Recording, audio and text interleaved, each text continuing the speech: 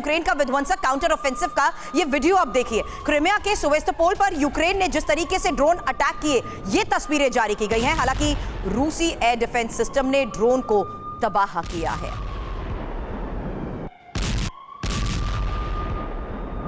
और दावा तो यह कि रूस ने अब तक यूक्रेन के 8 ड्रोन को मार गिराया है। इंफॉर्मेशन अब देखिए आपके सामने है इसी बारे में, क्योंकि जिस तरीके से ये बड़े अटैक हो रहे हैं, क्रिमिया की जंग को लेकर कई बड़े सवाल तो उठे, लेकिन सेवास्तोपोल पर यूक्रेन ने फिर से ड्रोन अटैक कर दिया है और रूस की ब्लैक सी फ्लीट ने यूक्रेनी ड्रोन को मार गिराने का यह दावा किया है। एक यूक्रेनी ड्रोन को निशाना बनाया गया है ब्लैक सी फ्लीट से।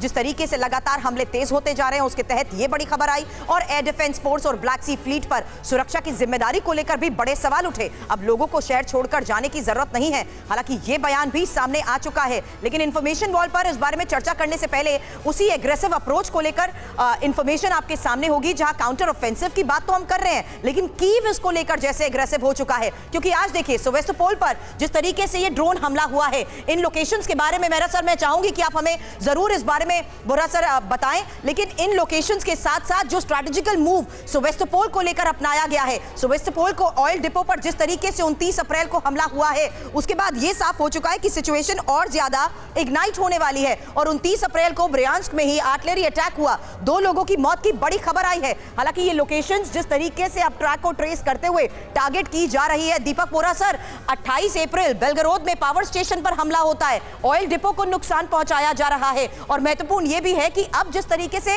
टारगेट वार किए जा रहे हैं, उसमें यह डेटा रखना भी बहुत जरूरी है कि कैसे बेलगरोद में अब पावर स्टेशंस पर हमले हुए हैं और साथ ही नोवाया कोखोवा में भी आर्टिलरी अटैक को लेकर ही 28 अप्रैल को यह बड़ी खबर आई है। इस काउंटर ऑफेंसिव के तहत किस और लेकर जा रहा है दीपक बोरा सर यूक्रेन इस पूरे युद्ध को? अरे मैम, बहुत अच्छा लगता है कि आपके साथ जब होता हूँ, बहुत कुछ सीखता हूँ आपसे। और फिर जनरल बख्शी साहब हैं और हमारे ब्रिगेडियर साहब हैं, दोनों की जानकारी, इनका ज्ञान मुझसे कहीं ज्यादा है। आपका एक बहुत अच्छा सवाल है कि अब क्या हो रहा है। ये जो वीडियो गेम्स नहीं होती हम खेलते हैं बचपन में, और मेरे बच्चे अभी भी खेलते हैं, ग्रैंड चिल्ड्रन, वो सब टीवी पे देखा, हम ये कर देंगे, हम वो कर देंगे, ये मारेंगे, यहाँ मारेंगे, इधर से जाएंगे। ये कौन करता है ऐसा? जब वार करना होता है, कौन उसको टेलीग्राम करता है और अखबार में छाप देता है जैसे ये लोग करें। अब मैं आपको एक चीज बताता हूँ ma'am, civil diplomatic point of view से।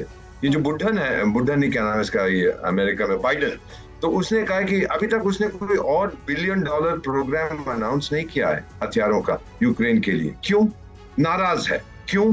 क्योंकि ये जो वोलो ज़ेलेंस्की साहब हैं, इन्होंने पिंग पोंग से डायरेक्टली बात की कि भाई टाइगर, तो अब कुछ ना कुछ हमारा समझौता करा दे, क्योंकि अब मेरा तो कुछ हो नहीं रहा, देश बर्बाद हो रहा है। और उसने अमेरिका को ये नहीं बताया, पिंग पोंग ने उसको भी लगाई।